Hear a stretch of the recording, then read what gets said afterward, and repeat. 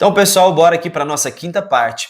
E nessa parte, o autor ele continua falando com a gente sobre a questão do uso de drogas.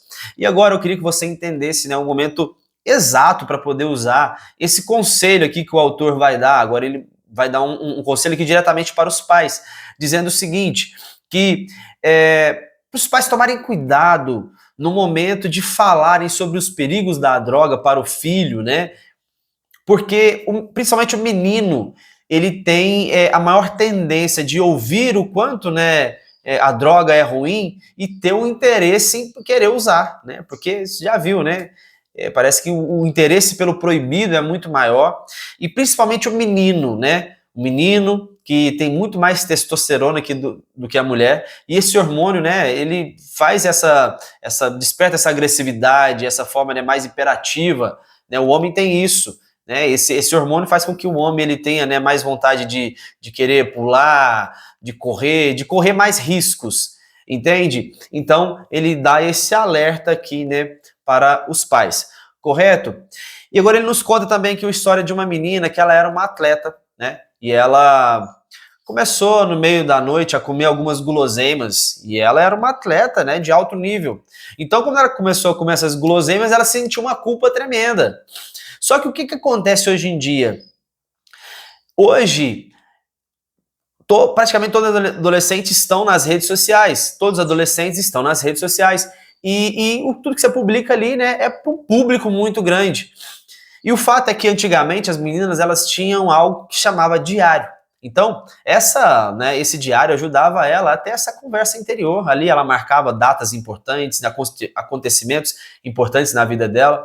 Então, esse conselho que ele dá é um conselho que, né, basicamente todo psiquiatra vai recomendar, né, para quem tem uma doença psicossomática, doença da alma, né, como depressão, ansiedade e tudo mais.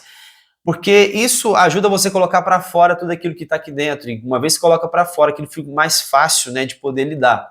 Então, ele fala desse perigo e agora ele está bem, né, falando aqui diretamente com os pais, certo? Então, ele fala agora, né, de uma diferença que meninos e meninas têm quanto à questão de tirar foto. A menina ela tem a tendência de tirar foto daqui para baixo, né? Mas o menino já não tem tanta essa questão de exposição. E o fato é que vocês vão, né, ouvir isso aqui que o autor coloca pra gente e pensar, pô, mas tem menino também que posta foto ali sem camisa e tudo mais.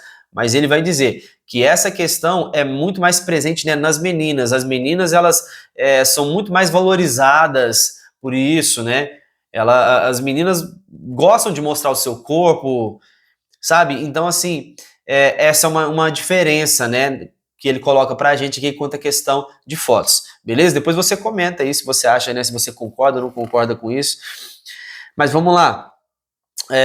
Outra questão que ele vai dizer pra gente aqui, sobre a questão, né, das redes sociais, elas serem tóxicas também, porque a menina, ela começa a se comparar muito também com outras meninas, né?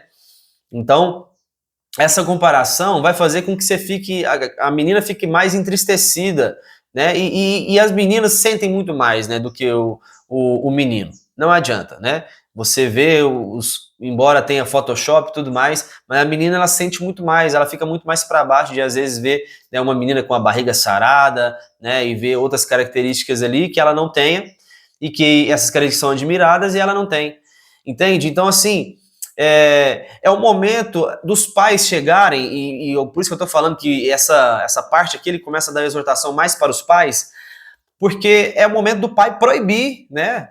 Proibir ou limitar o menino e a menina de usar as redes sociais, precisa ter um limite, né? Eu vou até abrir um parênteses, porque existe, para poder falar sobre isso, porque existe até um estudo dizendo que até 2 anos de idade você não pode colocar telas para crianças, né? E até os 5 anos, 6 anos, você tem que ser muito reduzido.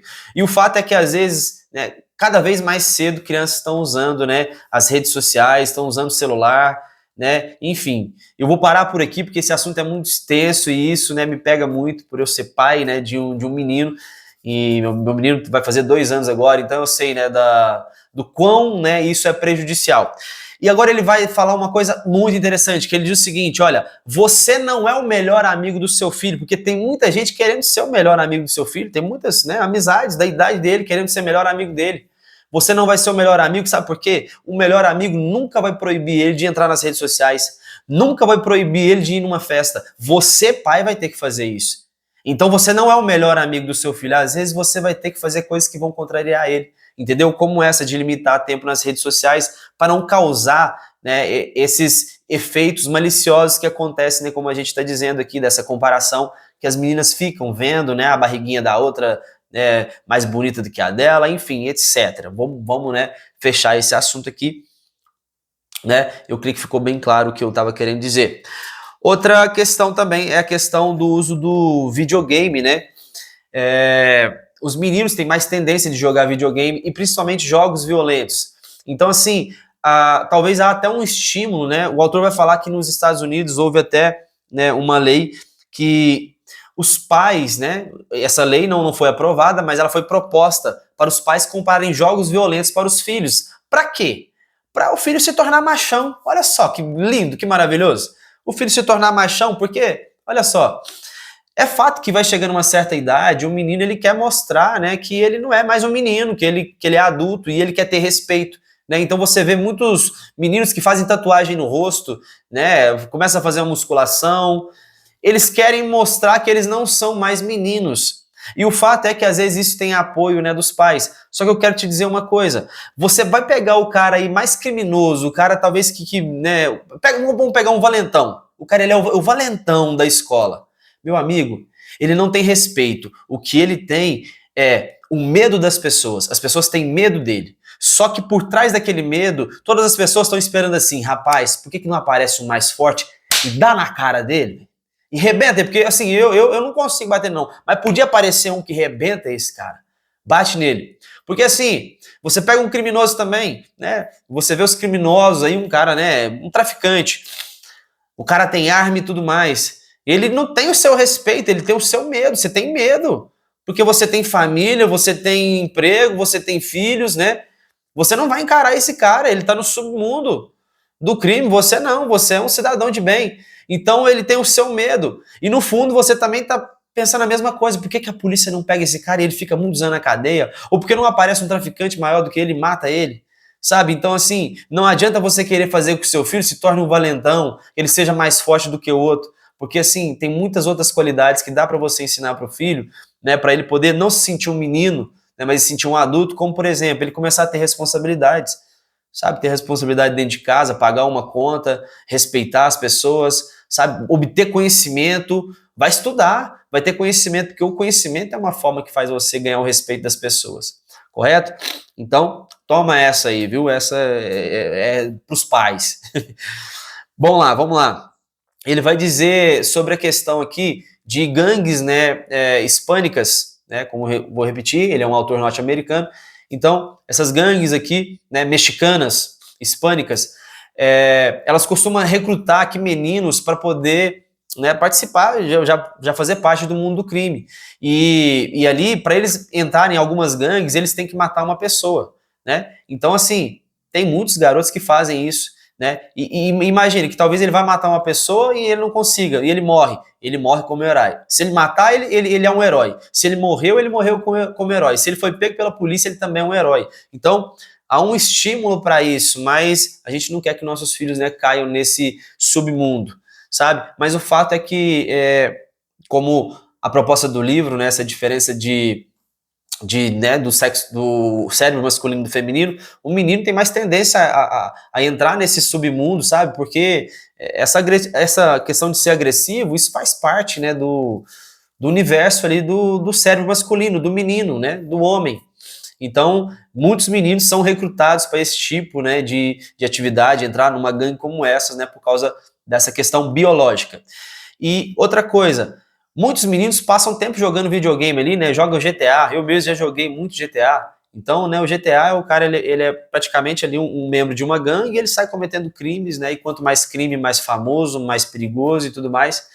E o fato é que você vê meninos, né, como eu citei, esses meninos que entram nessas gangues, eles fazem parte de um mundo real, né? O menino entra numa atividade de violência ali no mundo real. Só que você vê também, né, filho de pessoas ricas que passam horas jogando videogame e eles entram também, né, nesse mundo, né, violento, né? Eles só não estão fazendo isso de forma real, mas, né, de forma virtual. Então eles estão tendo os mesmos sentimentos, né, que aqueles meninos daquelas gangues têm, certo? Então é preciso os pais, né, monitorarem essa questão, né, do uso, né, de redes sociais dos filhos, né, e etc. Vamos lá.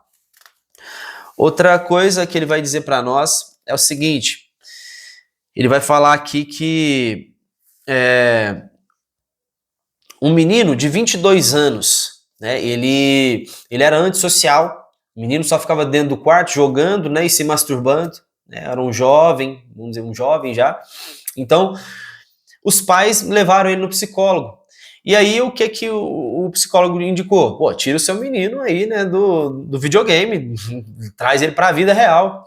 Então, tirou-se o videogame do menino, o menino falou assim, não vou tirar, não vou ficar sem videogame, não, eu já sou um adulto. Então, o pai disse assim, olha, você é um adulto, então vamos fazer o seguinte, você pega, então, aluga uma casa para você agora, você vai fazer sua comida, lavar sua roupa, e não, pai, pelo amor de Deus, não quero isso não. Então tá bom, o menino ficou em casa, né, passou um tempo, agora ele começou a conviver e ajudar os pais, abandonou o videogame aqui, e teve até um certo, né, uma certa evolução, né, aquela família passou a viver bem, aquele menino de 22 anos, ele passou agora, né, a viver melhor do que ele estava vivendo. Mas o fato é que o psicólogo faz uma pergunta crucial ali para ele e diz o seguinte, olha, se você pudesse, você voltaria a jogar videogame? E ele, se eu pudesse, eu voltaria amanhã.